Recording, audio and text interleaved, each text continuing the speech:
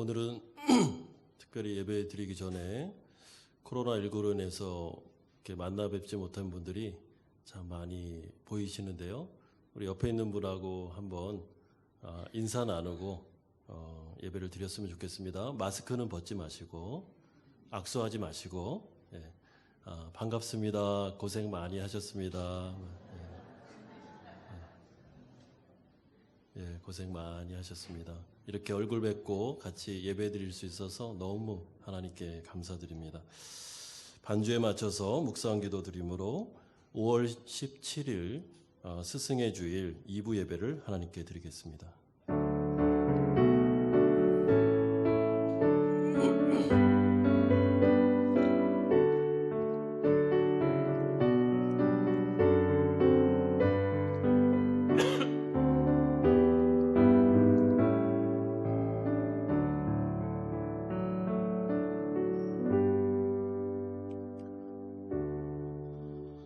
내가 복음을 부끄러워하지 아니하노니 이 복음은 모든 믿는 자에게 구원을 주시는 하나님의 능력이 됨이라.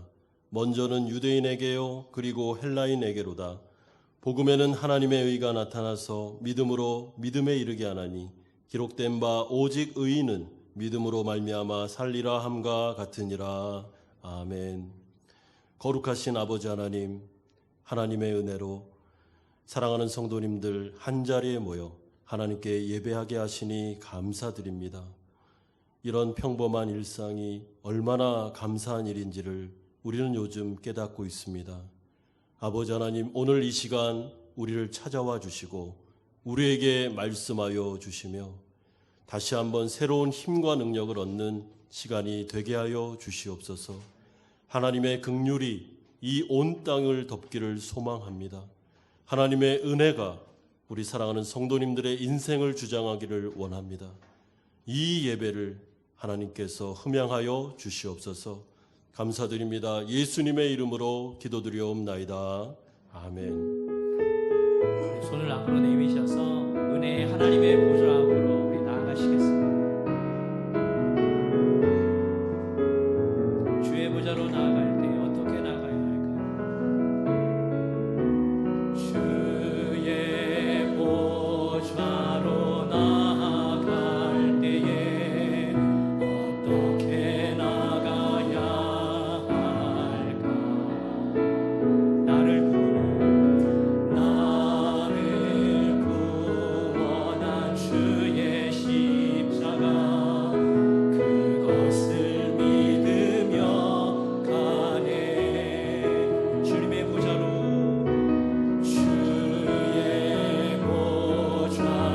나아갈 때에 나 여전히 부족하나.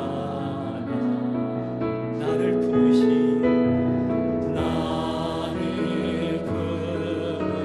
주의 그 사랑 그것을 믿으며 가네. 자격 없는 내 힘이 아니 오직 예수님의 보혈로. 우리 하나님 앞에 고백합시다. 자격 없는 내 힘이 아니 예수님의 보혈입니다. 오직 예수님의 보혈로.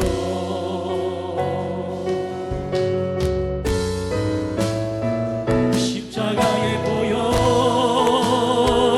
완전하신 사랑 힘입어 나아갑니다. 십자가의 보혈 완전하신 사랑 힘입어 예배하. 십자가의 보혈 완전하신 사랑 십자가의 보혈 완전하신 사랑 힘입어 나아갑니다. 아멘. 십자가의 보혈 완전하신 사랑 힘입어 예배하.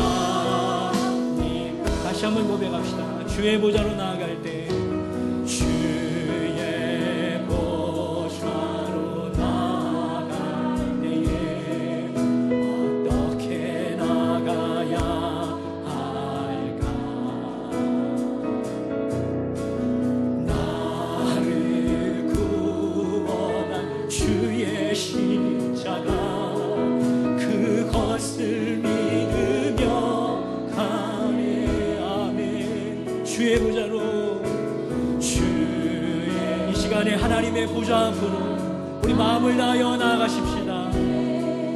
나 여전히 부족한 하나님이 우리를 품으셨습니다. 나를 품으신 주의 은 그것을 믿으며 가네. 자격 없는 내 힘이 아닌 자격 없는 내 힘이 아닌 오직 예수님의 보혈로. 그렇습니다. 하나님, 자격 없는 내 힘이 아닙니다. 오직 예수님의 보혈로. 우리 시간 십자가를 향하여 십자가를 붙들고 나가십시다. 십자가의 보혈, 완전하신 사랑. 할렐루야. 힘입어 나아갑니. 십자가의 보혈을 의지하여 십자가의 보혈. 아멘. 완전하신 사랑. 힘입어 예배하. 십자가의 보혈로. 십자가의 보혈. 아멘. 완전하신 사랑. 힘입어 나갑니다.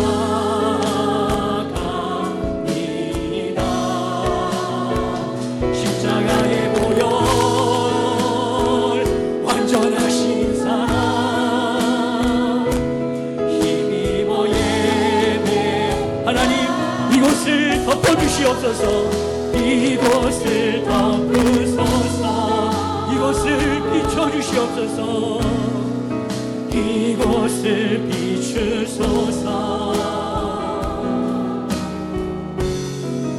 내 안에 무너졌던 모든 소망 다 회복하리. 하나님, 이곳을 지나시면 이곳을 지나소서. 하나님이 우리를 만져주시며 이곳을 만지소서. 내 안에 죽어가는 모든 예배 다 살아나리라. 이곳을 덮으소서. 이곳을 덮으소서. 이곳을 비추소서. 내 안에 무너졌던 모든 소망 다 회복하리니.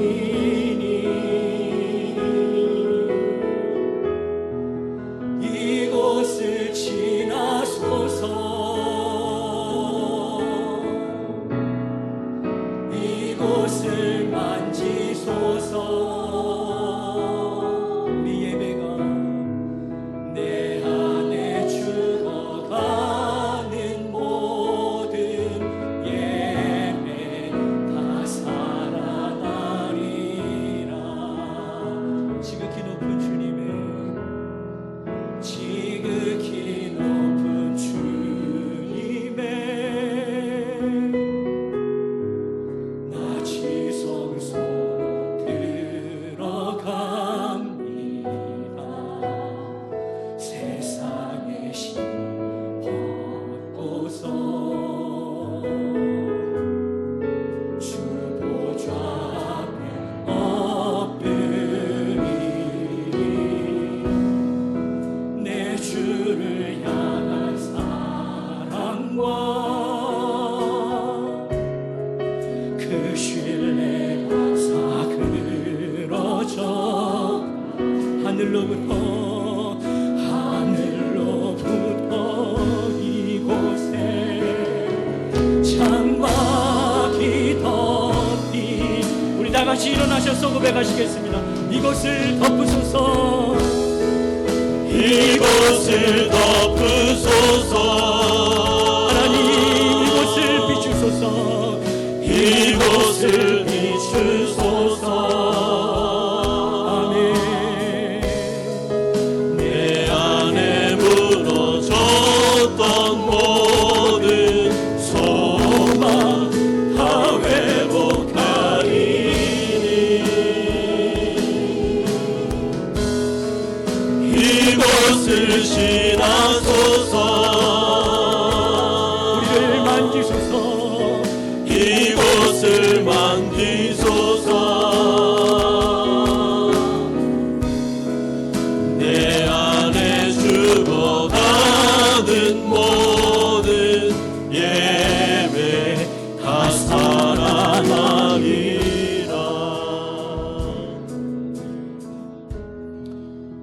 전에 예배로 나아가면서 함께 기도합시다.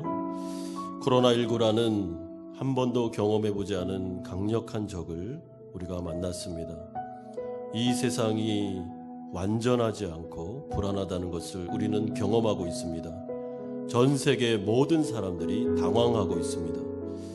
이런 시기에 우리는 하나님을 더 의지하고 우리가 피조물 되고 우리가 완전하지 않은 자임을 기억하면서 하나님 앞에 헌신을 다짐해야 될 것 같습니다.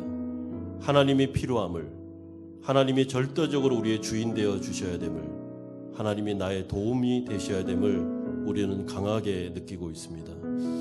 하나님께서 이 예배 가운데 임재하여 주시고 우리가 다시 헌신을 다짐하며 하나님을 잘 섬기겠다고 그렇게 고백하는 예배가 되기를 소망합니다. 같이 한번 기도하겠습니다. 하나님 아버지 감사합니다. 주님, 하나님 코로나19라는 상황 속에 우리는 예상치 않은, 한 번도 경험해보지 않은 적을 만났습니다. 아버지 하나님, 바이러스가 온 세상을 뒤덮었습니다. 우리는 이 세상이 당황하고 있는 모습을 경험하고 있습니다. 아버지 하나님, 전쟁과 비교할 수 없는 경제적인 우리가 손실을 입고 있습니다. 타격을 입고 있습니다. 아버지 하나님, 우리는 하나님이 필요하고 하나님의 도움이 필요한 연약한 자들입니다. 아버지 하나님, 이 예배를 통하여 우리에게 이것을 알려주시옵소서. 다시 우리가 하나님께 헌신을 다짐하고 정말 하나님은 나의 도움이시고 나와 함께 해주셔야 됨을 고백하는 시간이 되게 하여 주시고,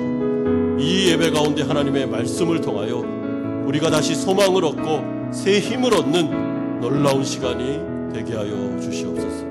이 예배 가운데 하늘을 덮으시고 우리의 마음을 만져주시며 하나님을 체험하고 하나님을 경험하는 시간이 되게 하여 주시옵소서. 살아있는 예배가 되게 하여 주옵소서. 예수님의 이름으로 기도드리옵나이다. 아멘. 사도신경으로 신앙고백 드리겠습니다. 나는 전능하신 아버지 하나님 천지의 창조주를 믿습니다. 나는 그의 유일하신 아들 우리 주 예수 그리스도를 믿습니다.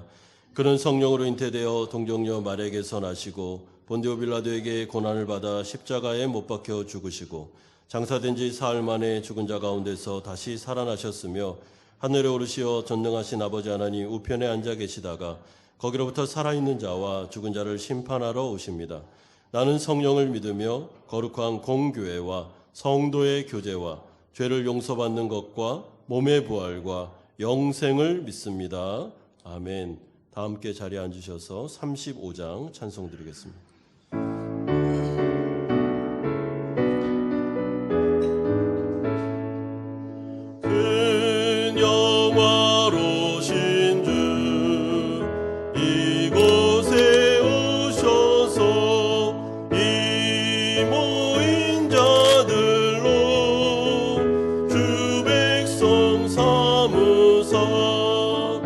그 중에 항상 계시고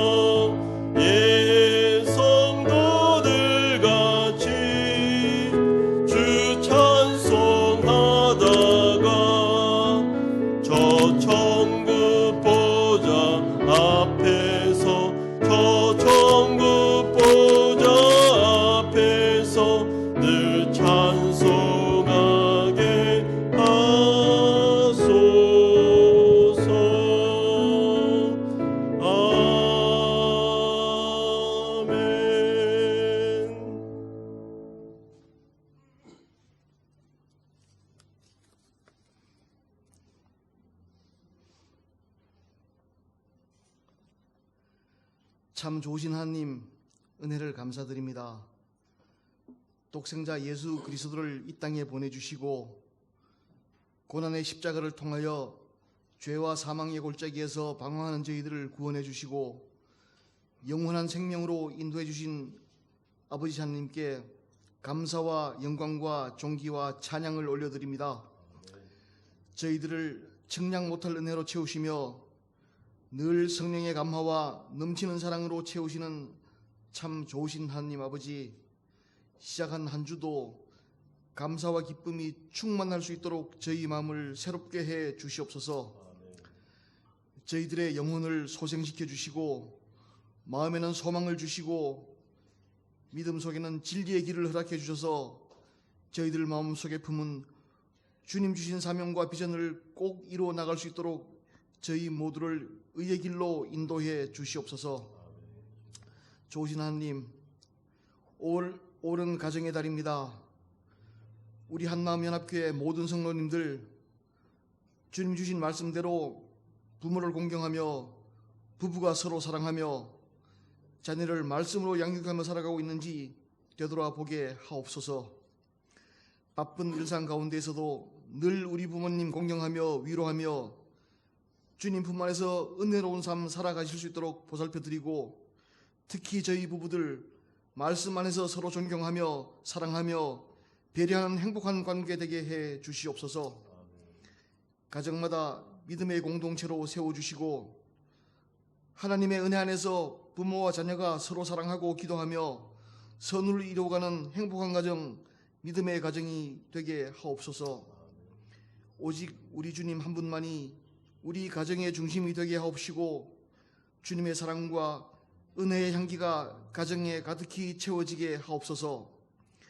말씀과 기도가 끊어지지 않는 가정, 화목과 우애가 넘치는 가정으로 세워주시옵고 찬양과 기도를 통하여 사랑과 은혜가 충만한 축복의 가정으로 거듭나게 하옵소서. 좋으신 하나님, 코로나 사태로 인한 이 어려운 시기에도 이렇게 예배드리게 해주셔서 감사를 드립니다.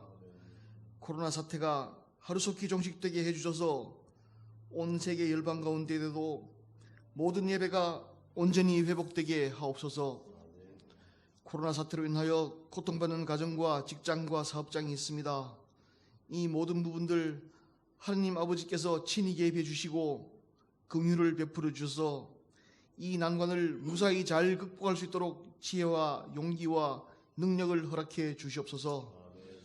좋으신 하나님, 저희 교회를 기억해 주셔서 저희 교회가 선교와 구제와 전도와 교육의 힘을 다하는 교회 되게 해 주시고 모든 성도님들이 한마음 한뜻으로 하나님 나라 건설하는 일꾼들 되게 해 주셔서 참으로 저희들의 꿈이 소망이 이루어지는 그런 교회 되게 해 주시옵소서. 좌로나 우로나 치우치지 않게 하여 주시고 오직 아버지 하나님 향한 굳건한 믿음으로 앞만 보며 달려가는 저희 모두들 되게 하옵소서. 힘들고 지칠 때마다 오직 주님 한 분만을 잠잠히 바라보며 저들의 소망과 구원을 간구하게 하시고 오직 주님만을 송축하며 무릎 꿇고 기도하여 세상을 이기는 영원한 생명으로 살아가게 하옵소서. 좋으신 하나님, 오늘 말씀 전할 나성엽 담임 목사님께 성령의 단비를 부어주셔서 그 말씀이 우리의 마음을 감동시키게 하시고 말씀에 따라 순종하는 결단의 시간으로 채워 주시옵소서. 오늘 선포되는 말씀이 우리에게 믿음의 양식이 되게 해주셔서 우리 영혼이 빛 가운데 새로워지게 하시고 그리스도의 생명으로 충만케 하옵소서. 좋으신 하나님, 오늘 올려드리는 이 예배를 위해 힘써주시는 수많은 손길들 모두 기억해 주시옵고 저들의 소망이 모두 이루어지게 해주셔서 하나님 향한 은혜가 차고 넘치는 예배 되게 하옵소서. 주신 이도 여호와시요 거두신 이도 여호와신 줄을 진실로 믿습니다. 아무리 어렵고 힘든 고난이 닥쳐오더라도 우리들을 다시 단련시켜 정금으로 빚어내 주실 우리 주 예수 그리스도의 이름으로 기도드리옵나이다.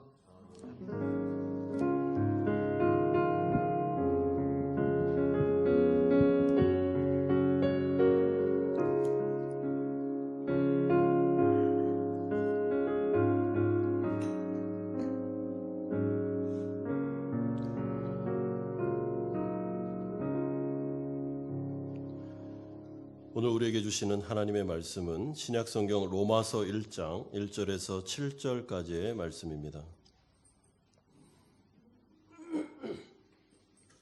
로마서 1장 1절에서 7절까지의 말씀 한 절씩 교독하겠습니다. 예수 그리스도의 종 바울은 사도로 부르심을 받아 하나님의 복음을 위하여 택정함을 입었으니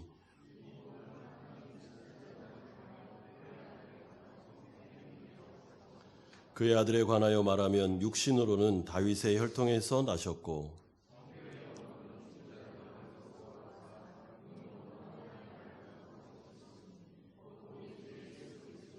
그로 말미암아 우리가 은혜와 사도의 직분을 받아 그의 이름을 위하여 모든 이방인 중에서 믿어 순종하게 하나니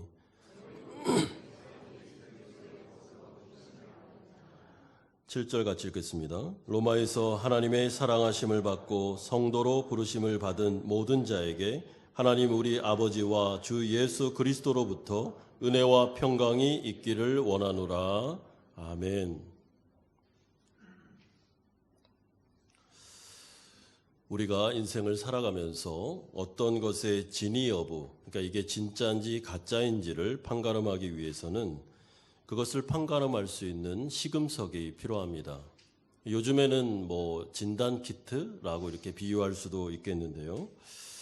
성경에 보면 우리의 영적인 상태를 진단해 볼 수 있는 시금석이 나오는데 그것이 바로 복음입니다.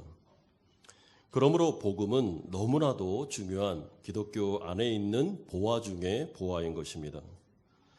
우리가 신앙생활하면서 복음을 잘 알고 있는가, 또 복음에 대해서 들어본 적이 있는가라는 것을 우리는 한번 점검해 봐야 됩니다. 복음이라는 것은 유앙겔리온이라고 해서 복된 소식, 더 정확히 표현하면 기쁜 소식입니다. 그러니까 기독교는 한마디로 말하면 기쁜 소식을 전하는 종교죠. 우리가 신앙을 점검해야 되는 이유는 이 신앙이라는 것은 우리의 영원한 운명을 결정하기 때문에 그렇습니다. 여러분 요즘에 뉴스를 잘 보면 이 코로나 바이러스를 진단할 때 여러 번 합니다.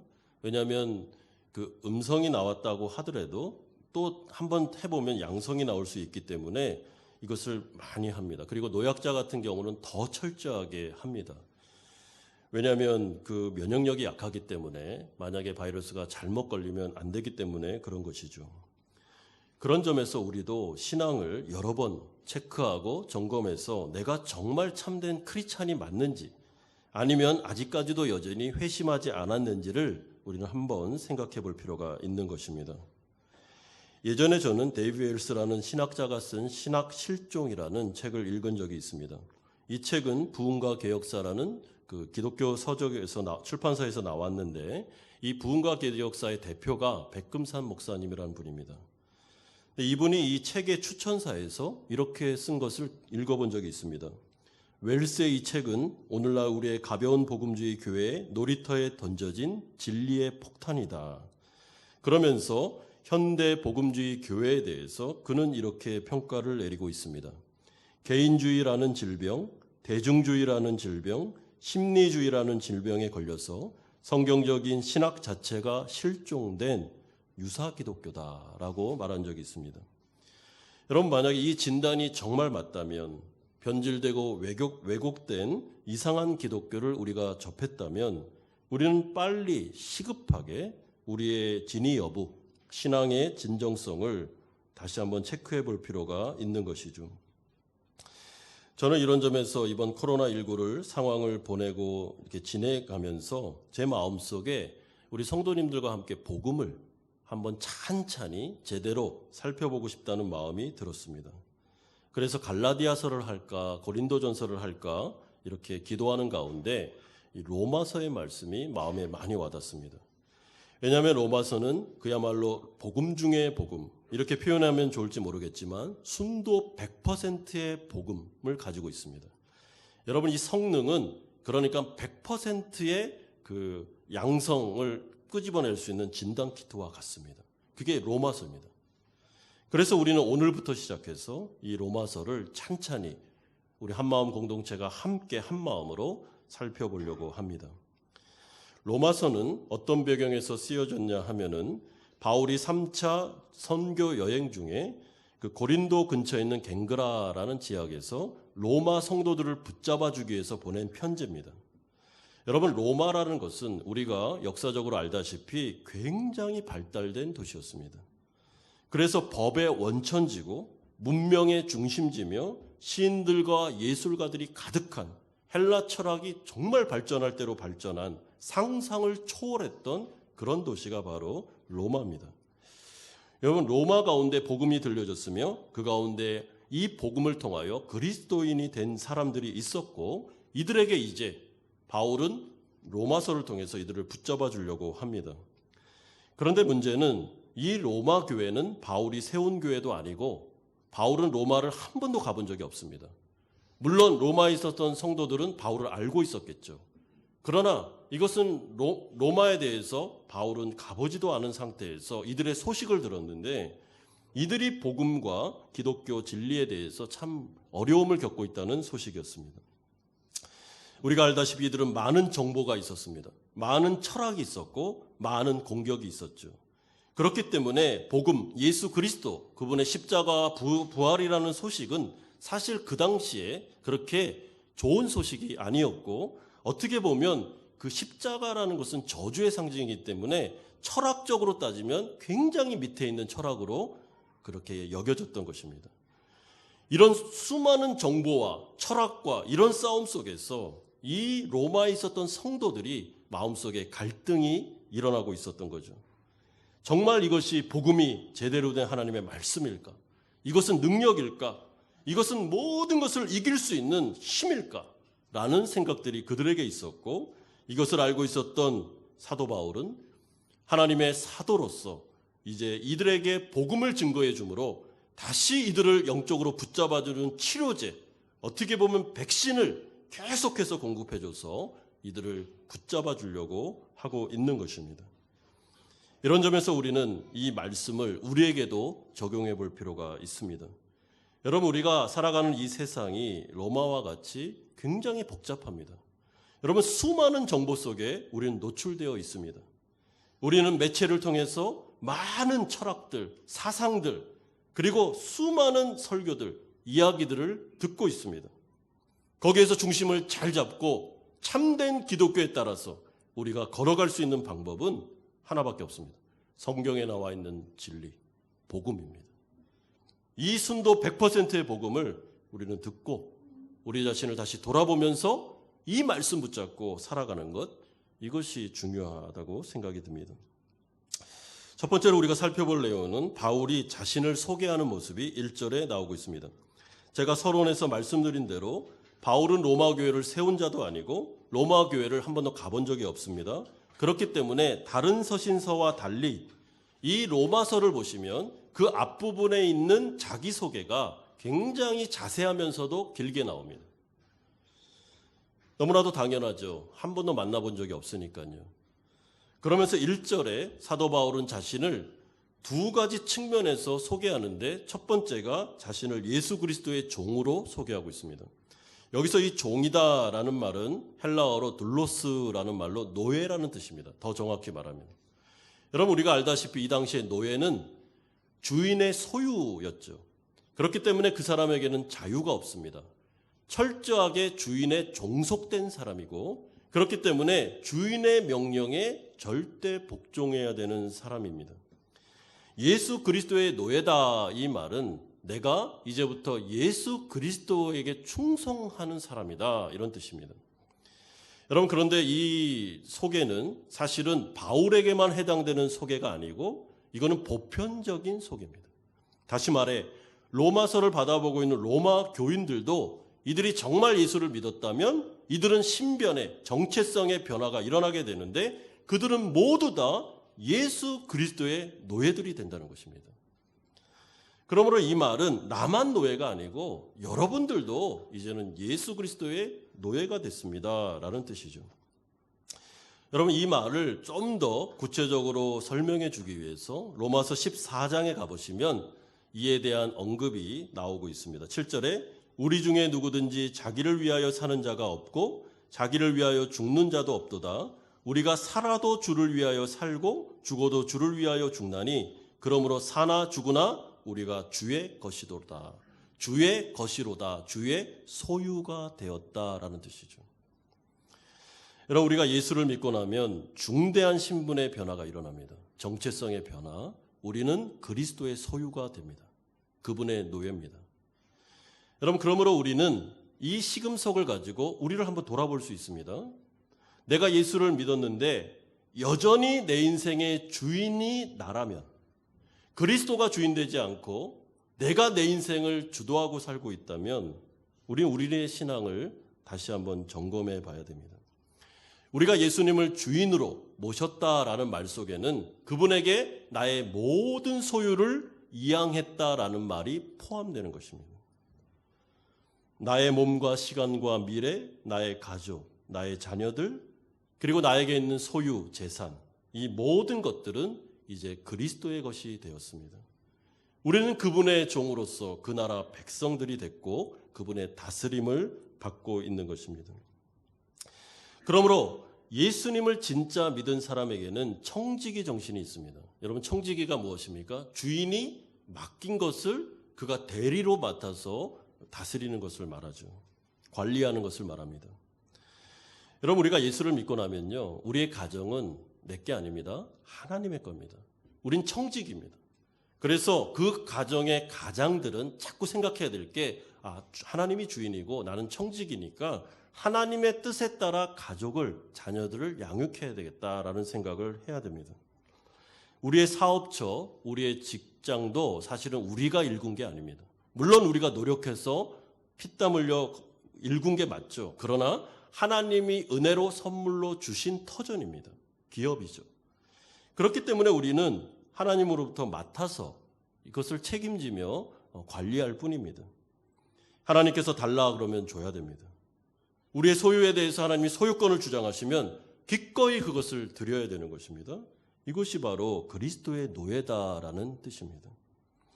여기 앉아 계시는 우리 모든 성도님들은 예수님을 믿고 난 이후에 여러분들은 그리스도의 노예가 되셨습니다. 그러므로 우리는 이제 나의 소유권을 내가 주장할 수 없습니다. 여러분, 인정하십니까? 이것이 바로 사도 바울이 자신의 정체성과 로마 교회의 정체성을 말하고 있는 것입니다.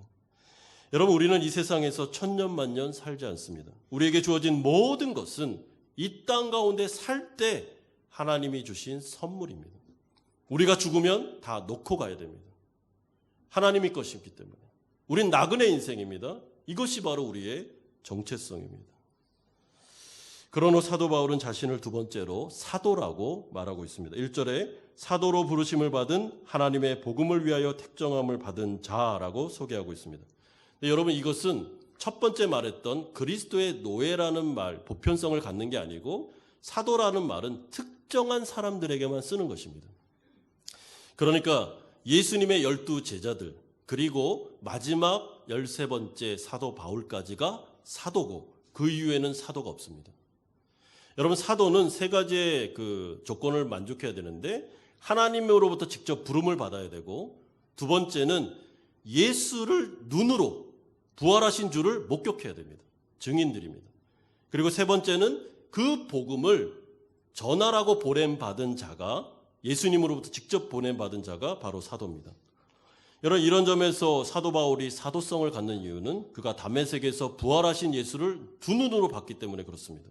그는 증인이었고 예수님은 그를 이방인들에게 사도로 보내시면서 복음을 증거하라고 말씀하셨습니다. 그러므로 이 사도라는 명칭 속에 사도 바울의 마지막 만삭되지도 못한 내가 사도다라고 말하는 거기에서 사도성은 끝난 것입니다. 여러분, 신사도주의라는 걸 아십니까?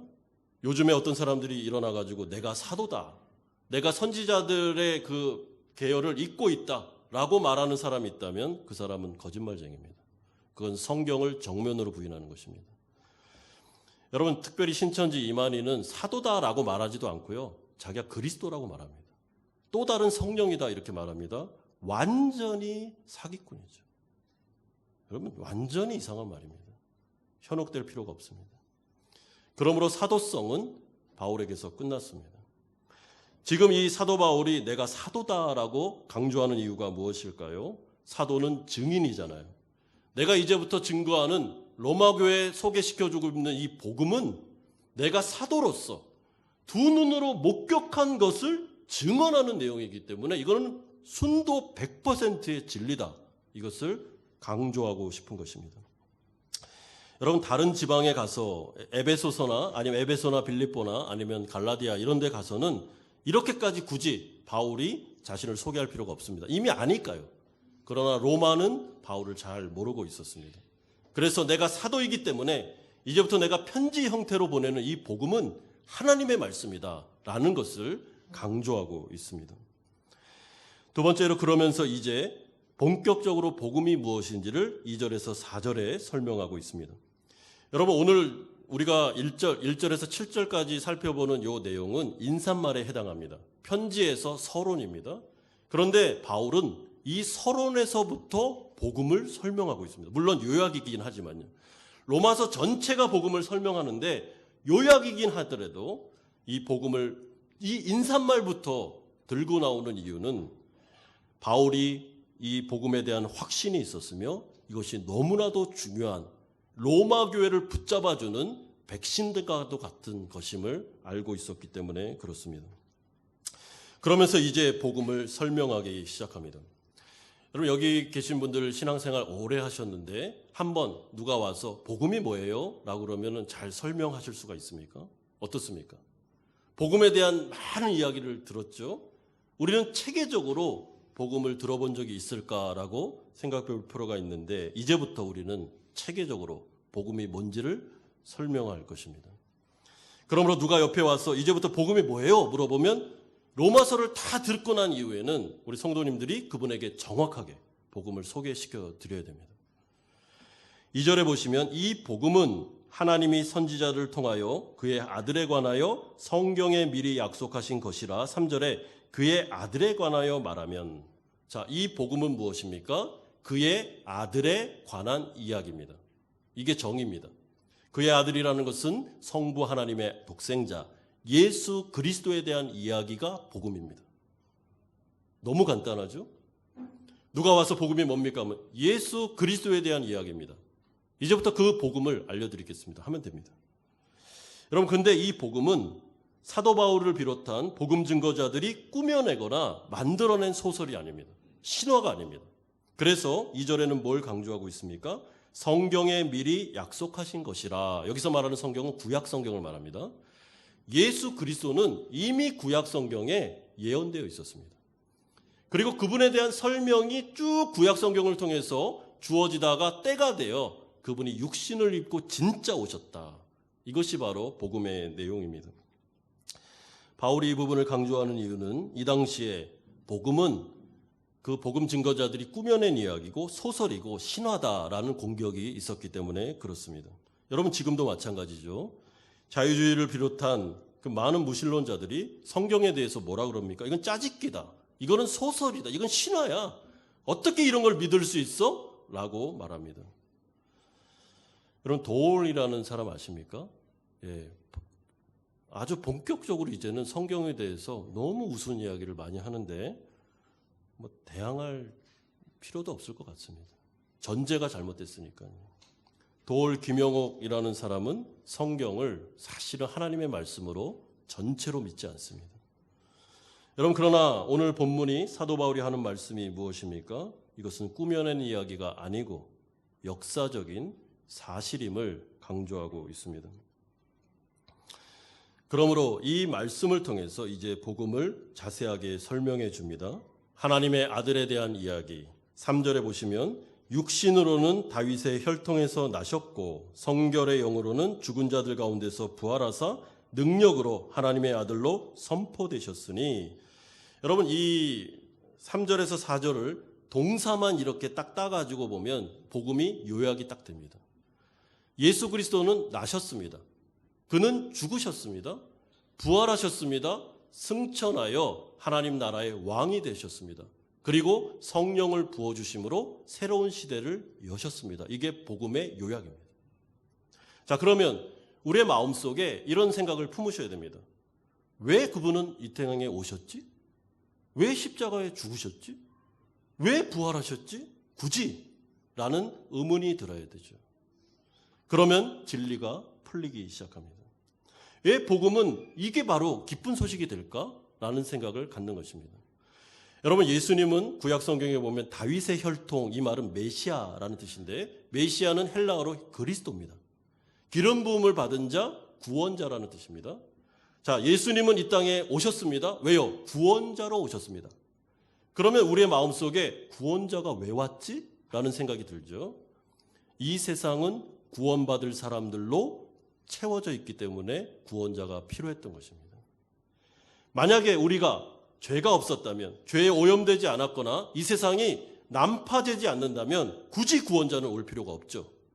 그러니까 구원자가 이 땅에 태어나셨다라는 소식은 이미 그 밑바닥에 이 세상은 불완전하며 이것은 난파되는 배와 같고 사람들은 모두 다 죄에 오염되어 있기 때문에 구원자가 오시지 않으면 구원받을 수 없다라는 전제가 깔려 있는 것입니다. 예수가 오셨고 우리 죄를 위해 대속의 죽음을 십자가에 죽으셨으며 부활하여 승리하셨다라는 이 소식이 기쁜 소식이 되기 위해서는 우리가 난파되어 있는 배에 들어가 있는 것처럼 위기의식을 한번 느껴봐야 됩니다. 여러분, 만약에 상상을 해보십시오. 여러분들이 유람선을 타고 가고 있는데 이게 난초에 부딪혀서 만약에 그 암초에 부딪혀서 만약에 난파될 위기에 있다고 생각해 보십시오. 물이 들어오고 있습니다. 배가 주저앉고 있습니다. 그때 우리의 마음속에 누가 필요합니까? 구원자, 구조선이 와야 됩니다. 빨리 와서 헬기가 뜨든 구조선이 와서 우리를 구출해 주지 않으면 우리는 죽는 것입니다. 여러분, 성경의 메시지는 인간의 모든 운명은 죄로 인하여 죄의 감옥에 갇혀 있기 때문에 누군가가 와서 이 감옥을 부셔버리고 우리를 구출해 주지 않으면 우리는 바로 지옥으로 멸망할 수밖에 없음을 성경은 말해주고 있는 것입니다. 그러므로 예수님은 때가 되어 하나님의 나라가 임했다라고 말하고 내가 그 나라의 왕이다라고 말하면서 이제 빨리 죄를 고백하고 이 세상이라는 나라에서 하나님의 나라로 소속을 옮겨야지만 영생을 얻을 수 있음을 복음을 통해서 분명하게 말씀하고 있습니다. 우리가 이 세상을 살아가면서 내 자신을 보면서 정말 이 복음이 필요함을 느끼려면 우리는 이 세상의 실체와 죄된 나의 본성을 철저하게 그 괴로움을 느껴볼 필요가 있습니다. 그래야지만 구조선의 필요와 중요성을 알 수 있기 때문에 그렇습니다. 여러분, 예수님은 그러므로 우리의 죄를 위하여 십자가 지심으로 대속의 죽음을 죽으셨고 은혜로 우리가 예수를 나의 구주로 영접할 때, 죄인됨을 인정하고 나의 왕으로 모셔드릴 때 은혜로 우리가 하나님 나라로 소속이 옮겨지는 구원의 방편을 마련하셨습니다. 1절에 보면 하나님의 복음이다 라고 말하는데 이 말은 이 구원 역사에 우리가 관여한 바가 없다는 뜻입니다. 이건 모두 다 하나님이 하신 겁니다. 전적으로 다 하나님이 하셨고 이것을 믿고 순종함으로 복음에 반응하기만 하면 우리는 은혜로 값없이 구원을 받을 수가 있는 것이죠. 이것이 바로 복음의 골자가 되는 것입니다. 사랑하는 여러분, 자, 그러면 이 진단 키트, 제가 지금 말씀드렸던 이 복음이라는 이 시금석을 가지고 지금 이 시간 우리를 점검해 볼 수 있습니다. 여러분, 나는 이 세상이 타락했으며 죄로 인하여 오염되고 있다는 것을 인정하고 있습니까? 문제가 많다. 이건 지금 난파되고 있다는 것을 위기감을 느끼고 있느냐 하는 것이죠. 두 번째로 나는 죄인됨을 인정하고 있는가? 죄에 노예된 상태라는 것을 알고 있는가? 세 번째로 그렇기 때문에 나에게는 구원자가 필요하다는 것을 나는 철저히 느끼고 있느냐가 필요하죠. 그런 다음에 예수님께서 십자가의 대속의 죽음을 죽으심으로 부활하심으로 그를 믿는 자에게 죄 없다라는 죄사함의 은총을 주고 있다는 것을 나는 믿고 있는가? 나는 그것을 받아들일 수 있느냐를 질문해 봐야 됩니다.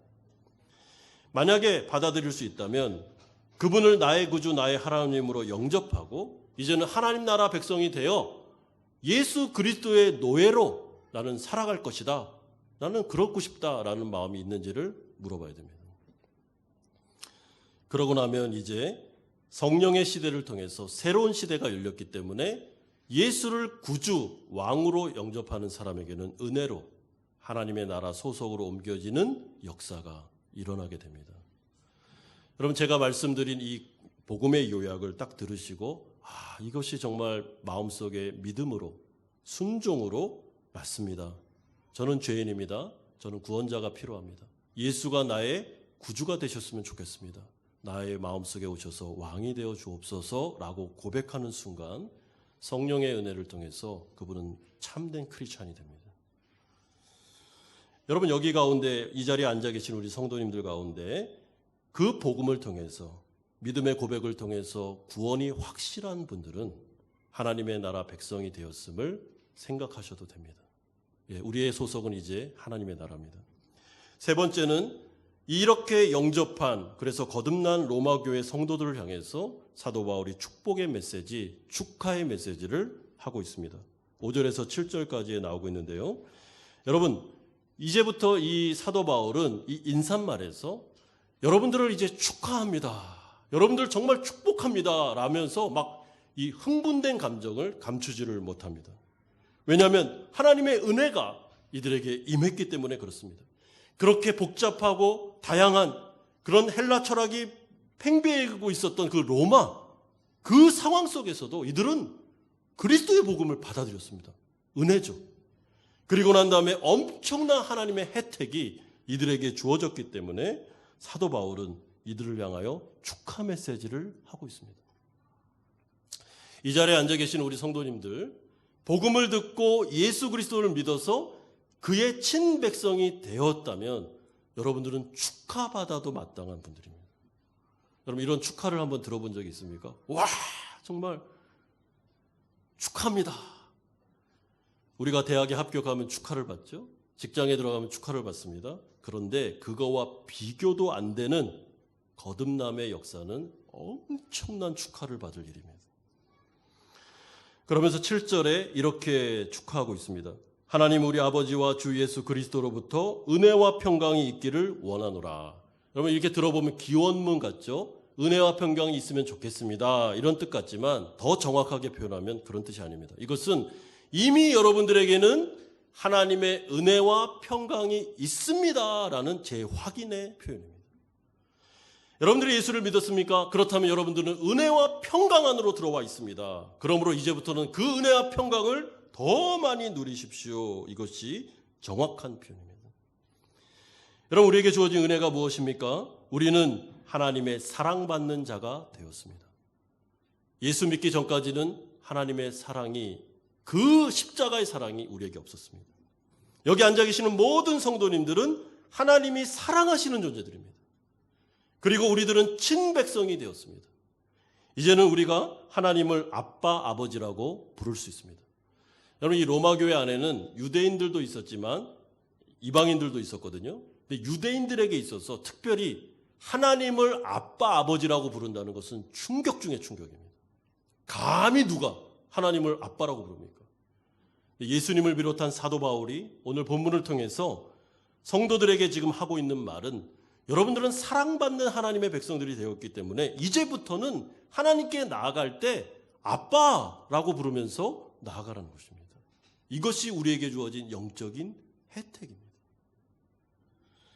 여러분, 우리는 아빠라고 부르면서 기도할 수 있습니다. 자녀가 되었기 때문에 그렇습니다. 그러면서 로마서 8장 31절에 가면 이제 하나님의 백성들에게 주어진 영적인 축복을 요약해주고 있습니다. 그런즉 이 일에 대하여 우리가 무슨 말 하리요? 만일 하나님이 우리를 위하시면 누가 우리를 대적하리요? 자기 아들을 아끼지 아니하시고 우리 모든 사람을 위하여 내주시니가 어찌 그 아들과 함께 모든 것을 우리에게 주시지 않겠느냐. 사실은 성경에 나와 있는 이 영적인 혜택을 다 설명드릴 수는 없죠. 그런데 하나님께서 지금 로마서를 통해서 말씀하시는 것은 그리스도 안에 있는 모든 축복이 우리에게 주어져 있다는 것입니다. 모든 것을 주시지 않겠느냐. 사도 바울은 이 말을 하면서 사실은 마음이 막 뛰고 있습니다. 흥분되어 있습니다. 왜냐하면 그 사람은 이 하나님의 혜택, 은혜를 누리는 사람이었기 때문에 그렇습니다. 사도 바울이 예수를 만났을 때 그가 율법에 매여서 그리스도를 대적하면서 지옥으로 가고 있을 때 다메섹에서 그는 그리스도를 만났습니다. 그리고 하나님의 값없는 죄사함을 경험했습니다. 그리고 그는 죄사함뿐만 아니라 친백성 되는 하나님 자녀가 되는 은혜를 복음 안에서 발견했습니다. 그리고 하나님은 그에게 복음 증거자까지 되는 사도가 될 수 있는 엄청난 은혜를 주셨습니다. 그가 그 안에서 그는 풍요로움을 느꼈고 기도 응답을 느꼈고 하나님의 나라에 있는 축복을 끌어다 쓸 수 있는 놀라운 혜택을 그는 그의 삶을 통해서 직접 경험하면서 살아가고 있었습니다. 그렇기 때문에 그는 한 번도 내가 예수 믿었기 때문에 이 세상 가운데 핍박당하고 징계받고 어려움 당하는 것에 대하여 손해라고 생각해 본 적이 없습니다. 사도 바울은요. 심지어 이 사람이 뭐라 그럽니까?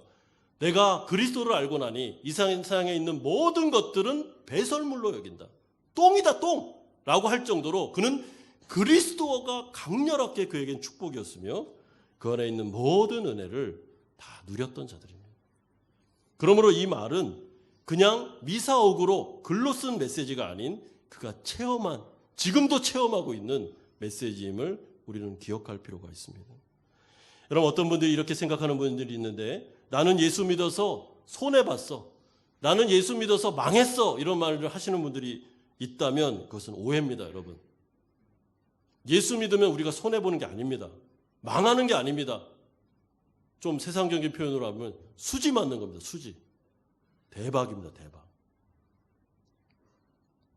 왜요? 그 그리스도 안에 있는 축복이, 영생이 어마어마하기 때문에 그렇습니다.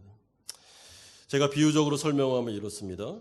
어떤 거지가 있었는데 만약에 이 거지가 한 나라의 왕궁의 왕자로 입양이 됐다면 여러분, 이 사람은 거지로서 왕자의 신분만 얻은 게 아니죠. 그 신분이 바뀜으로 인하여 그 안에 딸려있는 혜택이 어마어마한 것입니다. 왕궁에 있는 모든 것들을 다 누릴 수 있는 것이죠. 우리가 그렇게 됐다는 것입니다. 이제는 하나님 나라 안으로 들어가서 그 안에 있는 신령한 모든 축복을 우리는 받을 수가 있습니다. 하나님이 우리 아버지가 되셨고 목자가 되어주셨으며 우리와 함께 동행하시는 섬세하신 인도자가 되었기 때문에 우리는 더 이상 고아가 아닙니다. 그래서 예수님은 하나님 나라 백성들에게 마태복음 6장 31절에서 이렇게 말씀하셨습니다. 그러므로 염려하여 이르기를 무엇을 먹을까, 무엇을 마실까, 무엇을 입을까 하지 말라. 이는 다 이방인들이 구하는 것이라. 너희 하늘 아버지께서 이 모든 것이 너희에게 있어야 할 줄을 아시느니라. 예수를 믿으면 우리가 이 세상 살면서 죽어서 그냥 영생 얻어 영원한 생명을 얻는 게 아니고 예수 믿는 순간 우리는 지금 현재 하나님 나라 백성들이 되기 때문에 하나님이 우리의 인생을 동행하시면서 주장하시면서 섬세하게 보시면서 다 이끌고 가시기 때문에 우리에게는 그것이 바로 은혜고 축복이라는 것이죠. 여러분들이 예수님을 진짜 믿은 크리스찬들이 맞습니까? 이 복음의 시금석에 따라 내가 하나님의 백성이 맞다고 생각하십니까? 그렇다면 이제 하나님은 우리와 무관한 분이 아닌 우리의 아버지십니다. 우리의 목자가 되셨고 우리의 인도자십니다. 그리고 우리는 그분에게 아빠 아버지라 부를 수 있으며 친백성으로 모든 것들을 기도로 요구할 수 있습니다. 하나님은 우리와 영원히 동행하실 것입니다. 지금 현재부터 영원까지 하나님은 우리의 삶 속에 개입하실 것입니다. 섬세하게 지켜보시고 인도하시며 그 가운데 기적을 베풀어 주실 것입니다. 우리는 혼자 인생을 살아가는 자들이 아니며 고아들이 아니며 하나님이 나의 삶을 지극히 관심을 갖고 보시는 그 하나님과 더불어 살아가는 인생임을 우리는 기억할 필요가 있습니다. 그러므로 염려하지 말고 참된 하나님 나라 백성으로 이 세상 가운데 한번 그분이 나와 함께하는 것을 경험하면서 체험하면서 살아보시기를 바랍니다. 여러분, 정말 힘들고 어려울 때 이 문제는 내가 다 책임져야 돼. 그거는 오해입니다. 하나님께 말씀드리면 하나님이 그 가운데 역사하십니다. 그러므로 사도 바울은 이 로마 교회에 있는 성도들에게, 참된 크리스찬들에게 여러분들에게 주 예수 그리스도로부터 은혜와 평강이 있기를 바란다라고 말하면서 축가의 메시지와 축복의 말로 인사말을 마무리 짓고 있습니다. 여러분, 그런데 이 7절에 나오는 이 축복의 메시지는 사실 구약에 가보면 민수기에 구약 버전으로 되어 있는 말씀을 옮긴 것입니다. 민수기 6장 24절에서 26절에 보면 정확히 오늘 본문의 구약 버전의 축복이 나옵니다. 하나님 백성들에게만 주어지는 축복이죠. 그래서 저도 오늘 설교를 마치면서 사도 바울이 성도들에게 주 예수 그리스도의 은혜와 평강을 빌었던 것처럼 저는 좀 달리 민수기의 말씀을 통해 구약 버전으로 여러분들을 축하하고 축복하면서 설교를 마치고자 합니다. 제가 민수기 6장 24절, 26절을 읽어드리겠습니다. 이 말씀을 마음으로 잘 받으시기 바랍니다. 여호와는 내게 복을 주시고 너를 지키시기를 원하며 여호와는 그의 얼굴을 내게 비추사 은혜 베푸시기를 원하며 여호와는 그 얼굴을 내게로 향하여 드사 평강 주시기를 원하노라. 은혜와 평강이 이번 한 주간에 우리 사랑하는 성도님들의 인생 속에 넘쳐나기를 주님의 이름으로 축원드립니다. 우리 같이 한번 기도하는 시간을 갖겠습니다. 복음의 진단 키트를 통해서 여러분들이 내가 하나님 백성이 맞다라고 생각하셨다면 이제 하나님은 나의 하나님이십니다. 나의 인생과 동행하시고 영생의 복을 주실 뿐만 아니라 이 세상에 있는 모든 영적인 혜택도 다 주시는 분이십니다. 염려하지 말고 이 복음 안에 은혜가 있음을 기억하면서 우리가 인생을 살아가면서 하나님께 우리의 문제를 맡기시기 바랍니다. 두 번째는 우리가 하나님의 노예입니다. 이제는 내 인생을 내가 주장하지 않고 우린 청지기로서 살아가는 것입니다. 그렇다면 하나님이 책임져 주실 것입니다. 하나님의 백성됨에 대해 감사하고 하나님께서 내 인생을 책임져 달라고 우리 같이 한번 간구하는 기도 드리겠습니다. 기도하겠습니다. 하나님 아버지 감사합니다. 주님, 오늘 우리 가운데 하나님께서 이 복음을 말씀하여 주셨습니다. 아버지 하나님, 우리를 위하여 이 땅에 오셨고 십자가의 대속의 죽음을 죽으셨으며 우리에게 하나님의 자녀가 되는 권세를 주셨습니다. 이제 우리는 고아들이 아니고 하나님이 아버지로 모시는 그런 자들입니다. 친백성 되었습니다. 아빠 아버지라 부를 수 있고 기도할 수 있고 이 세상 가운데 나와 동행하시는 목자가 계십니다. 아버지 하나님, 그뿐만 아니라 엄청난 놀라운 축복이 이 복음 안에 들어있습니다. 우리가 이 혜택을 다 누리고 있습니다. 아버지 하나님, 영적으로 가난하게 살지 않게 하여 주시옵소서. 아버지 하나님, 이 세상에 있는 것으로 현혹되지 말고 그리스도 안에 있는 은혜를 경험하면서 이 위기의 순간을 우리가 복음 붙잡고 잘 이겨낼 수 있도록 주님께서 역사하여 주시옵소서. 주님 붙잡아 주시옵소서. 거룩하신 아버지 하나님, 우리를 사랑하셔서 아들 예수를 보내시고 대속의 죽음을 죽게 하시며 부활 승천하여 우리를 구원하여 주신 것을 감사드립니다. 우리가 하나님의 친백성이 되었고 이제는 아빠 아버지라 부르며 하나님께로 나아갈 수 있는 양자됨의 은혜 주셔서 감사드립니다. 이제는 더 이상 우리가 고아들이 아니고 이 세상 가운데 나의 목자가 있으며 나를 돌보시고 계시는 분이 있음을 믿고 든든함을 가지고 이 세상을 살아가겠습니다. 그리스도의 노예로 살아가겠습니다. 하나님께서 책임져 주시고 청지기의 인생 잘 살아서 하나님께 영광 돌리는 성도님들 되게 하여 주시옵소서. 상황이 힘들고 어려운 것 아버지 다 아십니다. 아버지 다 지켜보고 계십니다. 우리의 마음속의 동요와 우리의 마음속의 불안까지도 하나님 아십니다. 아버지, 복음 안에 있는 영적인 축복 이번 주에 우리 성도님들 다 기도로 누리게 하여 주시고 기적의 역사를 경험하게 하여 주시옵소서. 예수님의 이름으로 기도드리옵나이다. 아멘. 찬송가 211장 찬송 드림으로 준비하신 헌금 하나님께 드리겠습니다.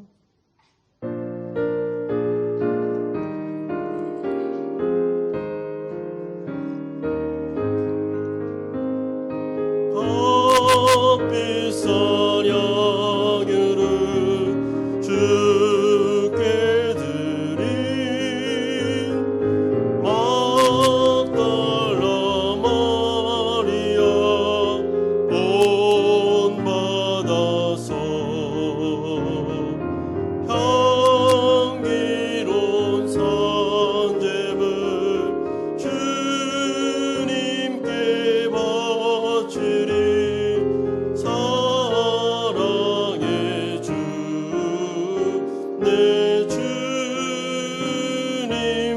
4절입니다.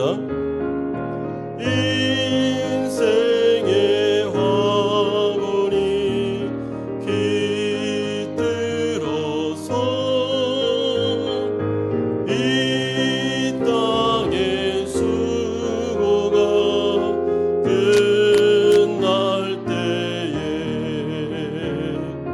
주님을 섬기다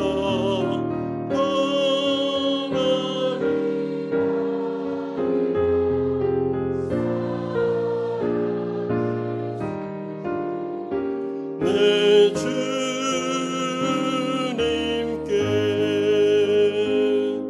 아멘. 거룩하신 아버지 하나님, 오직 하나님의 은혜로 우리를 구원하여 주셔서 친백성 삼아 주신 것을 감사드립니다. 하나님, 한 주간 살아가며 하나님의 은혜로 인하여 우리가 살았음을 인정하며 감사드립니다. 감사의 마음을 담아서 주일헌금으로 11조로 감사헌금으로 또한 목적이 있는 헌금을 주님 손에 바쳐드립니다. 하나님의 나라를 위하여 아름답게 사용하여 주시옵소서. 하나님의 동행하심이 이번 주에 우리 사랑하는 성도님들에게 있을 것을 믿습니다.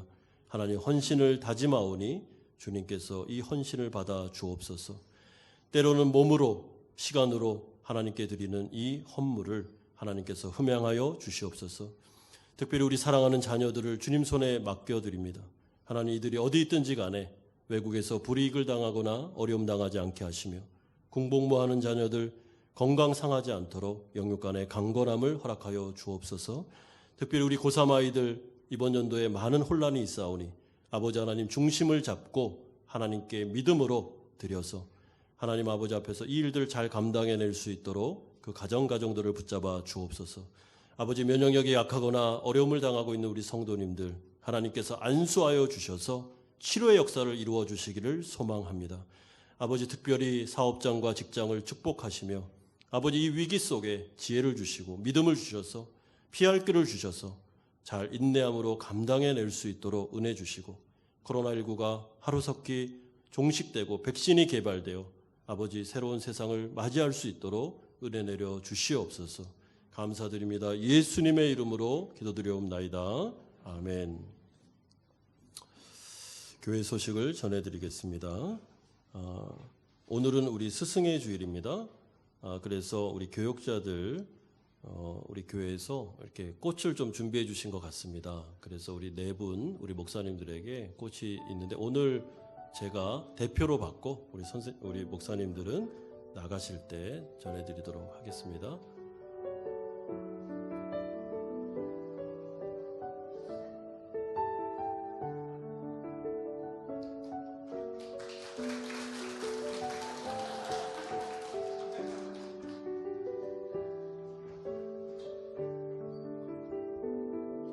네, 감사합니다.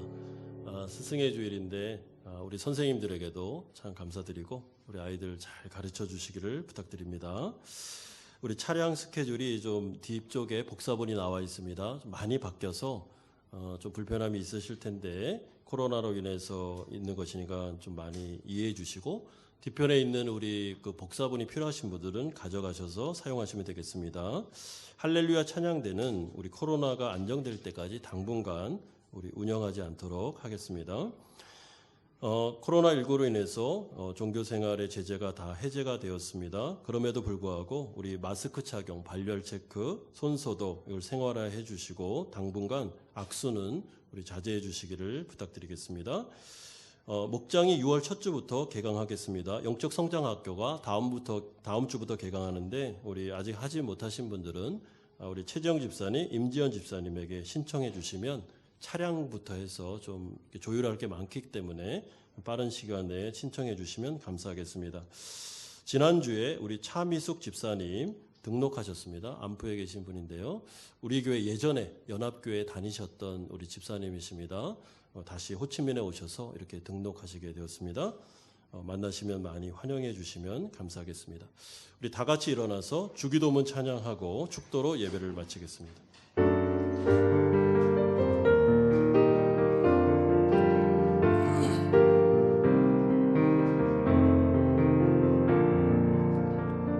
하늘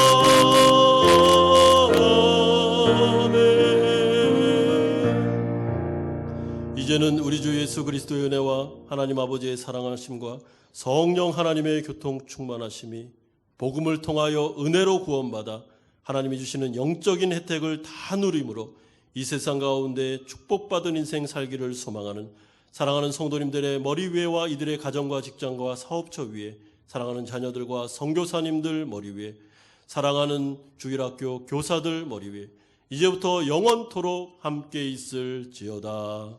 아멘.